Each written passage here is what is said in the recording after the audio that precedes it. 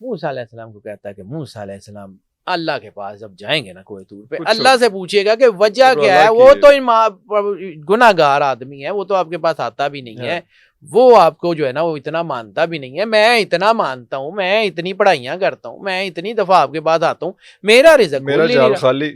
وہ تو ایکو جگہ تھے۔ میں آج ایک عجیب سی چیز دیکھی ہے، میں آ رہا تھا تو اوپر سے میں نے دیکھا کہ سوئی کے نکے سے اونٹ گزر رہا تھا۔ اس نے کہا موسیٰ آپ اتنے نبی ہیں، اتنے بڑے نبی ہیں، اتنے صاحب عقل ہیں، اتنا سا سوئی کا نکا اتنا بڑا اونٹ گزر کیسے سکتا ہے؟ کی مطلب اب جا رہے ہیں اس شخص کی طرف جو گناہ گار ہے، حکم تھا کہ اس کے گھر جانا ہے۔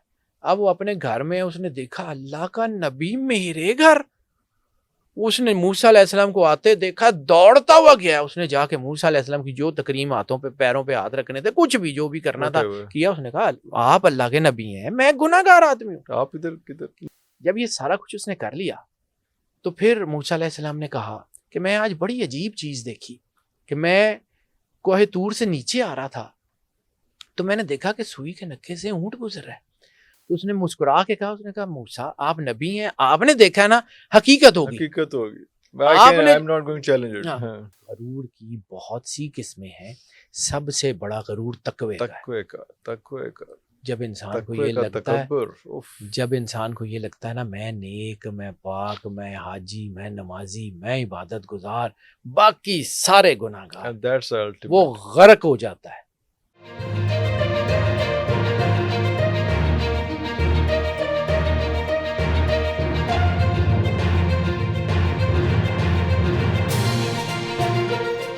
ایک کہانی سناتا ہوں جی، اسرائیلیات کی، موسیٰ علیہ السلام کے دور کی۔ اس سے اچھی ایگزامپل مجھے تو اپنے جتنا میں نے پڑھا اس میں نہیں مل پائی جی، بالکل نہیں مل پائی، بڑی بڑی کتابوں میں نہیں ہے، اسرائیلیات میں۔ موسیٰ علیہ السلام کے دور میں دو بھائی ہیں، دونوں مچھیرے، ایک ہی جگہ رہتے ہیں، ایک ہی گھر میں، ایک ہی محلے میں رہتے ہیں، علیحدہ علیحدہ گھر ہیں لیکن ایک محلے میں رہتے ہیں، اور دونوں موسیٰ علیہ السلام کے صحابی ہیں۔ ایک جگہ پہ دونوں جال ڈالتے ہیں، ایک کے جال میں 3-4 سے زیادہ مچھلیاں نہیں پھنستی، اور ایک کے جال میں جب بھی جال باہر آتا ہے تو ایک مچھلی کی بھی جگہ نہیں ہوتی، پورا فل بھرا ہوتا ہے۔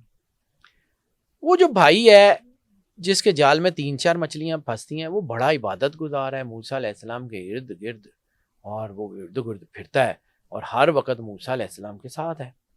اور جو بھائی جس کو اتنا رزق ملتا ہے وہ کبھی کبھی موسیٰ علیہ السلام کے پاس آتا ہے، کبھی کبھی، گستاخ نہیں ہے لیکن صحابی ہے، لیکن وہ اس طرح کا عبادت گزار بھی نہیں ہے۔ اب یہاں پہ نا ایک ایمبیگوٹی ہوگی کہ جی وہ عبادت گزار کو، اور یہ میں تھوڑا سا اس کو ایکسپلین کر دوں کہ اس کہانی کو پوری سنیے گا اور پھر آپ کو سمجھ آئے گی کہ آپ اس کے کنکلوژن کیا ہے، کیونکہ پہلے کنکلوڈ کر لیں گے نا، اب نیک آدمی کو رزق نہیں مل رہا اور گناہ گار آدمی کو رزق مل رہا ہے، گناہ گار ہے۔ اب وہ جو اس کا بھائی ہے نا جو بہت عبادت گزار ہے، وہ اپنے آپ کو بڑا عبادت گزار کلیم بھی کرتا ہے، وہ کہتا ہے کہ موسیٰ علیہ السلام آپ کے پاس میں اتنی دیر ہو گئی آتا ہوں، اللہ رزق ہی نہیں دے رہا، اللہ پتہ نہیں ہمیں کیا چاہتا ہے، اللہ جو ہے وہ ہم اتنی عبادت بھی کرتے ہیں، آپ کے ارد گرد بھی پھرتے ہیں، آپ کی باتیں بھی مانتے ہیں، رزق پھر نہیں آ رہا۔ موسیٰ علیہ السلام کو وہ بار بار یہ باتیں کہتا ہے۔ ایک دن اس نے موسیٰ علیہ السلام کو زج کر دیا۔ موسیٰ علیہ السلام کو کہتا ہے کہ موسیٰ علیہ السلام اللہ کے پاس جب جائیں گے نا کوہ طور پہ، اللہ سے پوچھیے گا کہ وجہ کیا ہے، وہ تو گناہ گار آدمی ہے، وہ تو آپ کے پاس آتا بھی نہیں ہے، وہ آپ کو جو ہے نا وہ اتنا مانتا بھی نہیں ہے، میں اتنا مانتا ہوں، میں اتنی پڑھائیاں کرتا ہوں، میں اتنی دفعہ آپ کے پاس آتا ہوں، میرا رزق میرا جال خالی۔ وہ تو ایکو جگہ تھے، ایک جگہ پہ جال ڈالتے، ایک جگہ سے ہم ایک ہی مطلب خاندان ہے، ایک ہی طرح ایک جگہ پہ جال ڈالتے ہیں، ایک میں پھنستی ہیں مچھلیاں، ایک پہ نہیں پھنستی۔ کیوں نہیں پھنستی؟ پوچھئے گا اللہ سے۔ موسیٰ علیہ السلام نے کہا اچھا چل میں جاؤں گا، پوچھ لوں گا۔ موسیٰ علیہ السلام کوہ طور پہ گئے، انہوں نے کہا یا اللہ تو عالم الغیب ہے، تو پتہ تو ہے کہ میں وہ بندہ، میری بس سب بہت اس نے مجھے تنگ کر میں کی کہہ رہا ہوں، میں مجھے جواب تو دے دیں کہ میں اس کو کیا کہوں۔ اللہ نے کہا موسیٰ اس کا جواب ضرور دوں گا، لیکن پہلے میرا ایک کام کرو۔ موسیٰ علیہ السلام نے کہا ٹھیک ہے۔ موسیٰ علیہ السلام اللہ کے بڑے لاڈلے نبی ہیں، انہوں نے کہا بسم اللہ، ضرور۔ انہوں نے کہا اب جب نیچے جاؤ گے نا تو ان کو کہنا کہ میں جب کوہ طور سے نیچے آ رہا تھا تو میں نے دیکھا کہ سوئی کے نکے سے اونٹ گزر رہا ہے. بائبل کی ایک ورس ہے he who the God who can pass the camel through the needle's hole. یہ اسی واقعے کی طرف اشارہ ہے. میں جب نیچے آ رہا تھا تو میں نے سوئی کے نکے سے اونٹ گزرتے ہوئے دیکھا. موسیٰ علیہ السلام نے کہا ٹھیک ہے یا اللہ میں جا کے بتاؤں کہہ دے دوں. اب وہ نیچے آئے. اب حکم یہ ہوا تھا کہ دونوں کے گھر جانا ہے اور دونوں کو یہ واقعہ سنانا ہے, جواب نہیں دینا. موسیٰ علیہ السلام نیچے آئے تو وہ آدمی جو بڑا عبادت گزار تھا, بڑا پرہیزگار تھا, بڑا جو ہے وہ متقی کلیم کرتا تھا اپنے آپ کو, وہ نیچے ہی کھڑا تھا. انہوں نے کہا آج اللہ نے ویٹنگ. وہ نیچے آیا تو موسیٰ علیہ السلام کو سامنے ہی مل گیا. موسیٰ علیہ السلام سے اس نے پوچھا کہ جی اللہ نے جواب دیا؟ ان کا نہیں جواب دیا. اللہ ہمارے ساتھ ایسے ہی کرتا ہے, ہم اتنی عبادت کرتے ہیں ہمارا جواب بھی نہیں دیتا. موسیٰ علیہ السلام نے کہا اچھا یار اللہ دی مرضی نہیں جواب دیتا تو نہ صحیح میں کی طرح. میں آج ایک عجیب سی چیز دیکھی ہے. میں آ رہا تھا تو اوپر سے میں نے دیکھا کہ سوئی کے نکے سے اونٹ گزر رہا تھا. اس نے کہا موسیٰ آپ اتنے نبی ہیں, اتنے بڑے نبی ہیں, اتنے صاحب عقل ہیں, اتنا سا سوئی کا نکا اتنا بڑا اونٹ گزر کیسے سکتا ہے؟ مطلب موسیٰ علیہ السلام کو اب چونکہ حکم تھا کہ بس ٹھیک ہے, انہوں نے کہا اچھا یار یہ میں نے دیکھا تھا, میں نے بتا دی تھی آگے بس ٹھیک ہے. اب جا رہے ہیں اس شخص کی طرف جو گناہ گار ہے. حکم تھا کہ اس کے گھر جانا ہے. اب وہ اپنے گھر میں اس نے دیکھا اللہ کا نبی میرے گھر.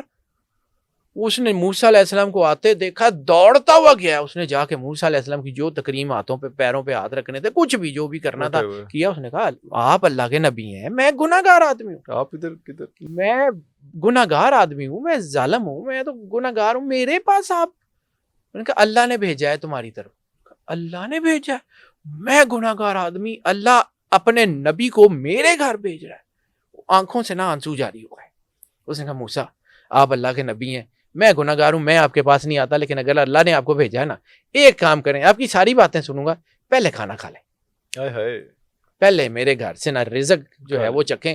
میرے لیے اس سے بڑی سعادت کوئی نہیں. میں سنتا ہوں. لے کے آیا موسیٰ علیہ السلام کے ہاتھ دھلائے, پیر دھلائے, سامنے کھانا رکھا.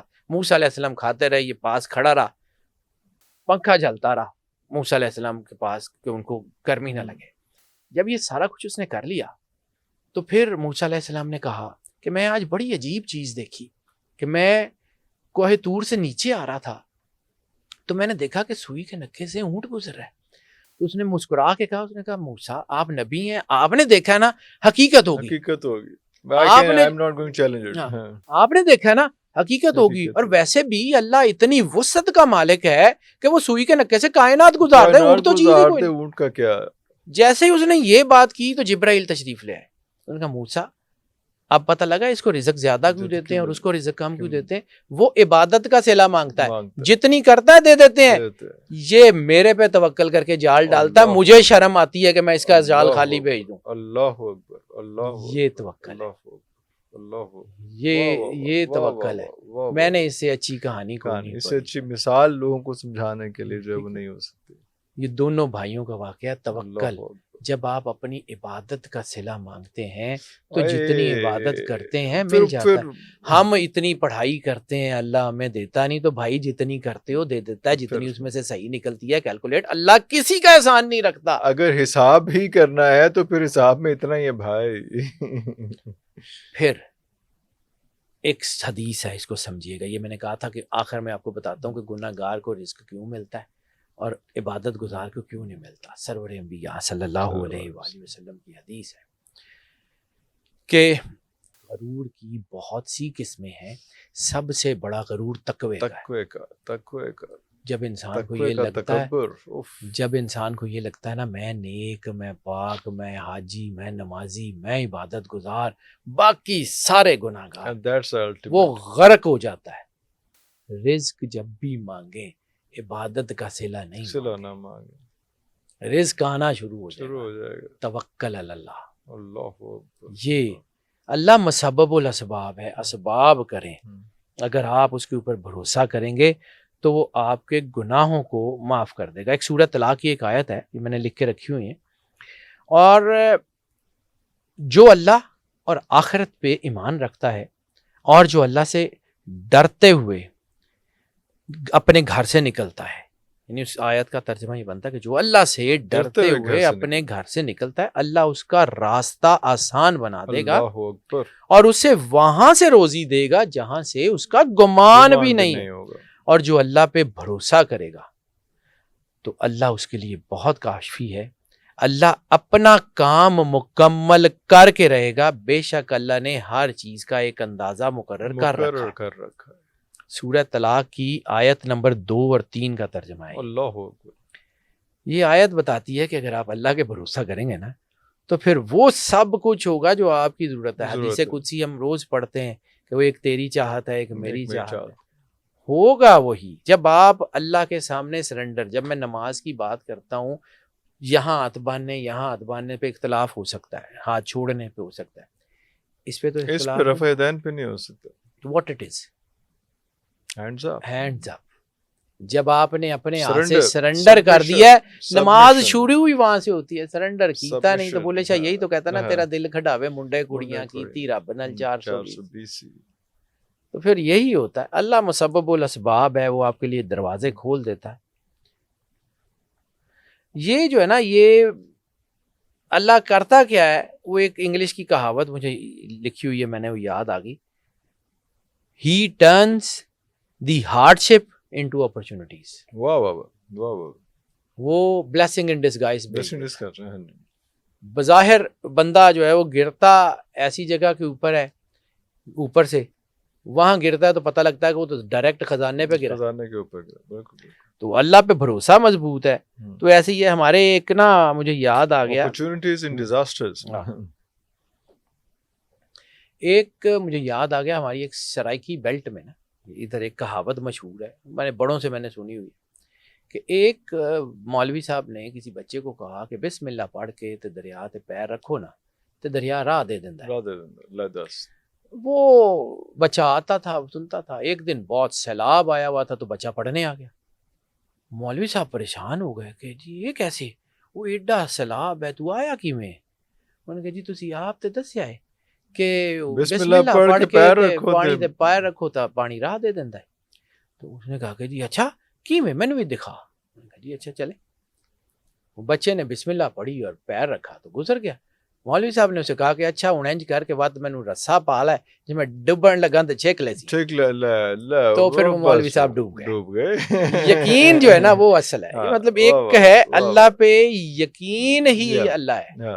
میں بسم اللہ پڑھ کے جان لگا ڈوب گیا تو پھر ڈوب گیا. اللہ پہ جو یقین ہے نا وہی اللہ ہے. آپ نے اللہ دیکھ لیا, وہ عین الیقین حق الیقین کی بات کیوں کرتا ہے کہ اس تک پہنچ کے. یعنی میں اکثر آپ کو کہتا ہوں کہ بچوں کو ہمیں عقیدہ دینا ہے تو بچوں کو عقیدہ دینے کا مطلب یہ ہے کہ ہم نے کتاب میں پڑھا دیا, تصویر میں دکھا دیا کہ بیٹا یہ کعبہ ہے, اور لے جا کے خانے کعبے کے سامنے کھڑا کر دیا کہ بیٹا یہ کعبہ ہے. اس کی انرجی, اس کے ایمبینس جب بچوں نے محسوس کیا تو ان کو پتہ لگا کہ واٹ اٹ از. کیا بات. فرق ہے حق الیقین اور عین الیقین میں. اس بات کو سمجھیے.